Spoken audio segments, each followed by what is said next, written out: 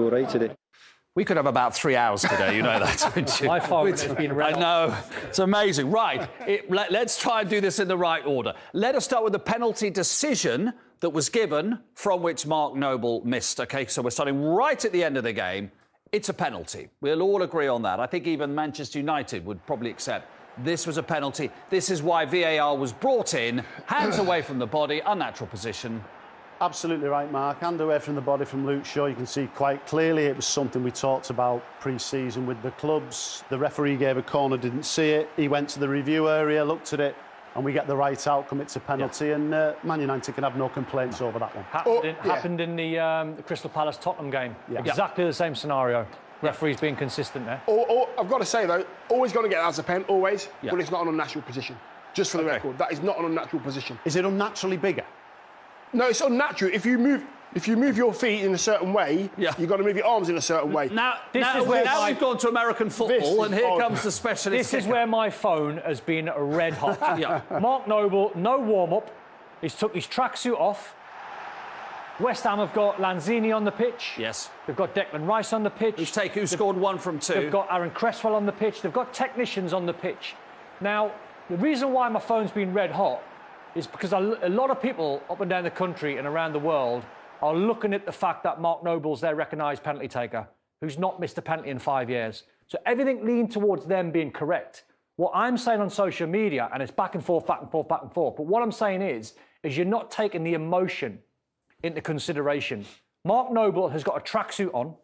The manager's come to him and said, you've got 1 kick, I'm bringing you on for 1 kick. That adds pressure. He's got a tracksuit on, therefore not expecting to play because it's stoppage time. Exactly. He's actually got a bib on top of the tracksuit. Yeah, he's got. So now he knows Mark Noble, and I sat there watching the game with a West Ham friend of mine, and we watched Mark Noble run onto the pitch, and we both said, he's going to miss this. So then people have said, well, what happens if he scored?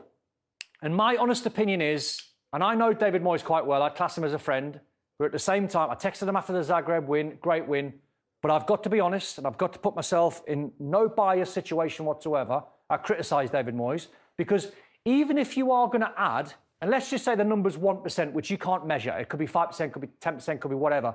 If you're adding 1% of more duress or stress onto Mark Noble, then that's a bad decision, even if he scores it. So I'm watching that unfold, and he's got a better rate. Sorry, I'm going to interrupt. He's got a better rate than Declan Rice, yes, but Mark, who's on the pitch. This is what people are forgetting. Mikel Antonio suspended. Mark, this is what people are forgetting. When you chuck these stats at an ex-pro, we'll tell you what it's like being inside of a dressing room. We'll tell you what it's like when you're playing on the pitch. We'll tell you what it's like when you come. I've been brought on in a scenario with 5 minutes to go in a game, then I've took the penalty. That's different than being, can you take your tracksuit off, Mark? And the scenario is Man United. And the scenario is the last seconds of the game. And the scenario is you've only got 1 kick and you've got to score. And I guarantee you, I know Mark really well. And he's a good friend of mine. But I guarantee you, without speaking to him, he would have felt unbelievably nervous in that scenario. More nervous than he would have been if he was on 15 minutes earlier or played a part in the game. That is unbelievable pressure. That is a huge call for the manager to ask a senior pro who is brilliant at penalties normally. Right? Absolutely brilliant. But you have to take into consideration he's 34 years old. His muscles are very tight. You cannot strike a ball how you'd normally strike a ball if you'd been on the pitch. It's very different. Don's right. I wouldn't want... And you know the other thing as well, you've got to think about, how's Declan Rice feel? No, I'm not sure I trust you. Unless Declan Rice is saying, I don't want to take a penalty, you're making him feel like, well, he doesn't trust me to take it anyway. So, you know, then you've got to think about that psychological situation as well. We're not talking about these West Ham players like Aaron Cresswell, like Declan Rice. You know, we're not talking about these guys like Lanzini, who can't take a penalty, and West Ham are the worst team in history. So you're bringing... Yarmolenko's on there. Yarmolenko's on there. Good. So it's not like West Ham are the worst team in history, and you're bringing on a penalty taker whose record is extremely good. These guys are top-end professionals. Penalties are hard enough as it is. Yeah. Never mind adding all that stress and duress in whatever percentage you think it might be. Like I said, even if it's 1%, which will be greater than that, it'll be 10, 15, 20%. I don't think it was fair to do that. I don't think it was fair. Let's move on. But interesting, you and I both thought the same thing, though. hit it down the middle. Now, that would have been stressful. Because there's no way that the hair's standing there. He's going to die. But you don't know that. That's the thing. I was saying... That's the cat and mouse thing. You don't know. You do not know. I think when you're trying to gauge percentages, which I am the worst man in the world to try and gauge percentages, and maths is not my bag whatsoever, I was saying to Mark there, I was watching it with a West Ham friend of mine. We were just about to go on air and do the Lazio game, and I'm watching it, and I said out loud, I said, Mark, think of what I would have told you here. Pressure. Go right down the middle. Last seconds of the game, there's no way on this earth David De Gea is standing still. He's either going to go that way or he's going to go that way. Go down the middle. And this is what I'm saying about the pressure. So Mark, in normal circumstances, might even tell us in days to come, I was actually going to go down the middle. But the whole pressure of the scenario actually made him go to the wrong side. Because we were saying about when you take a penalty, Dion, it's easier to kick it to your left-hand side as you see it. So you're right-footed, You started on the goalkeeper and you're whipping it away from the goalkeeper. The right side, as in which way he went, brings the goalkeeper into the equation. He brought it back into the goalkeeper's range, didn't he? So that was given and missed. Right. We have got 3 Ronaldo penalties to look at, and we've also got another West Ham penalty appeal to look at. Let's start with Ronaldo. Great to have Ronaldo back in the league. We'll have a few of these now, aren't we? OK, let's take these in order. Chris Foy. Absolutely. I've looked at that one and I'm thinking to myself, Martin Atkinson is in a terrific position to make a judgment on this. But when you see that, the leg's clearly out. And that's a penalty. Yeah, 100%. Look Because the defender moves his right leg out. Yeah, if Sofal stands still, and he's standing still, and Ronaldo has a little bit of bodily contact, it's the fact he put his right leg out. Yeah, that's not a pen. That's no pen. That's just contact in the box, isn't it? That's Cresswell touches it. Cresswell here. Yeah, you know the telltale sign is there as well. Is you roll your body. Yeah. You throw yourself under. It's a little bit like the Simicast one in the Liverpool So one game. should have been given, one correctly not given. This is really interesting because I thought this was a penalty.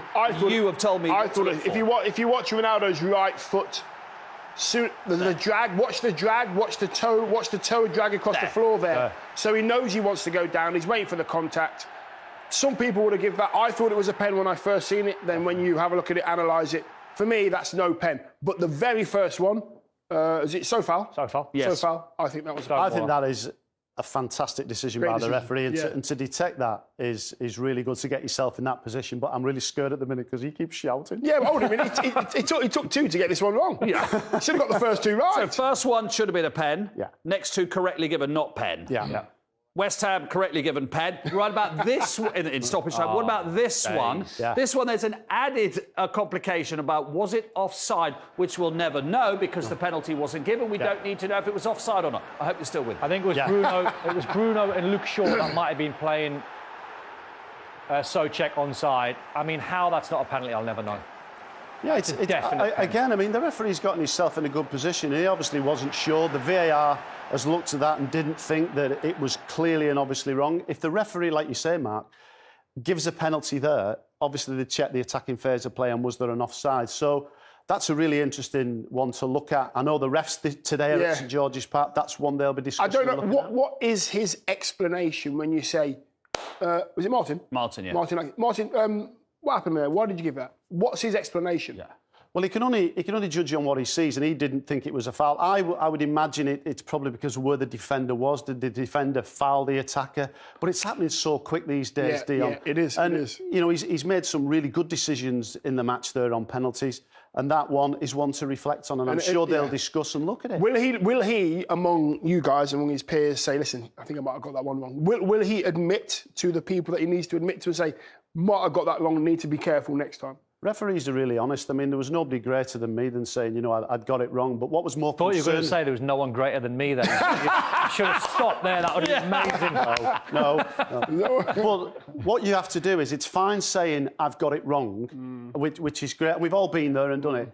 It's don't do it again. Yeah, correct. And how did you get it wrong? Reflect on what you've done and how you got it wrong. And then you can say to yourself, well, learn from your mistake, because we've all been there. I had it at the weekend. I had it in the Arsenal game. We'll see it later on. And I thought, definite penalty for Burnley, 100%. I then come and Ian Wright went hell for leather and he had a real go at me. Went, did you not see the touch, Ramsdale? See it? And then I seen it and I went, oh, yeah. I'm interested that VAR didn't get involved in that, actually. Yes. Did you say you were sorry? Say, let's have a look at that, then you could have a look at it, then we'd have to have a look at the offside. Shall we have a look at the goals as well? Manchester United come from behind again.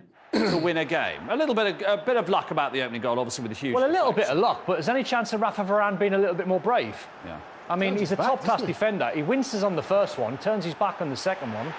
Got to be stronger than that. I mean, he's had a great start and he's an unbelievable player. I think that's part of the course. As a defender, you have to know you're going to get hit in the face or hit in places where it's going to hurt you, but you have to be there, stand up straight, side on, tucks his arms in. Fair enough not to. Quite a few If you of watch them. him here. Good effort. They tried to block him there, whoever's coming in. Well, there. Wan-Bissaka tries. But, yeah, Greenwood, Wan-Bissaka. Greenwood it is. Yeah, Greenwood tries to block him, but yeah. They get lucky with that one, but if you don't shoot, you don't score, so to speak. But he's got to be braver.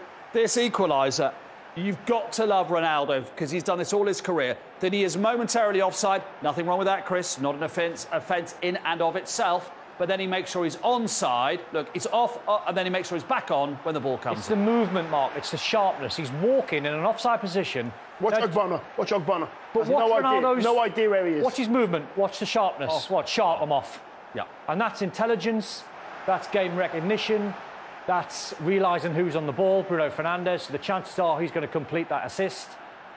As a defender, when the ball goes out, you come out as a unit. Yeah. 4 or 5 yards, you come out, you go, and you're looking at your line. You're not looking at the player. It's amazing. And this is a brilliant goal from Jesse Lingard. You can have your own views on not celebrating when you're on loan for 4 months at a club. I like... What a finish. Off the back of his mistake against Young Boys in the Champions League, being mentally strong. He gets put on against, I'll say loosely, his former club. And that is an incredible finish. Brilliant goal. Brilliant goal. You know, he said he's staying at the club. He could have gone in the summer. He's said he's not going to sign a new deal, so he'll be on a Bosman, a free transfer next year. But if he does that, even though there is Sancho and Rashford and Greenwood and Cavani and Ronaldo, he'll play his game. I've seen, when Jesse's been on the pitch, I've seen more from Jesse than I have from Sancho at the moment. Yes. Rashford, we haven't seen him for a while. No, Greenwood, Rashford's we know injured. can be outstanding. But at the moment, when it comes to affecting a football match, Jesse's been brilliant. So I was driving home, listening to it, with about 5 minutes to go, I'm thinking, they dropped points again and they drew at Southampton and they got over the line against Wolves. They're not in Chelsea or City's or Liverpool's But getting league. over the line ugly is good. No, that was 5 minutes before the end. And then at full time, I'm going, fair dues. Yes, Fair yes. dues, you've won the game. And Ollie was under pressure. Yeah. Losing the Champions League game. Yes, dropping losing points that against game. West Ham. He knows, he said that this morning. You know, he was under pressure until they got the winning goal. It's something I'll still stand by off the back of last season. They can't keep going behind Man United. I understand it's in their character and it's a good thing that, contradiction, but it's a good thing that they've got the bottle to do it and the character to do it. The very best sides won't allow them to do it. West Ham were really unlucky. They played well, West Ham. Because they played really well. They were unlucky they didn't take they the did. game. Good game, actually. Brilliant game. Good game. Oh, fantastic Very good game. Well, we've had 5 penalty chats, haven't we? And a winner right at the end. First game. Fantastic.